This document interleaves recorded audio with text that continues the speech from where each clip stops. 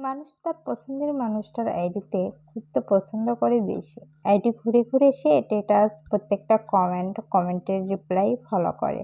কবে, কখন, কোথায়, কে কি কমেন্ট করছিল সব তার মাথায় গেঁথে যায়।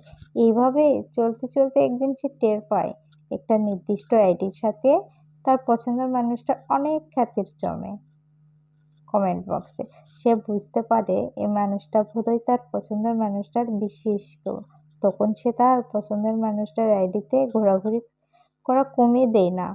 ভালো লাগা কমেনি তার এখনো। সে এখনো ওই আইডিটাই ঘোরে বেশি।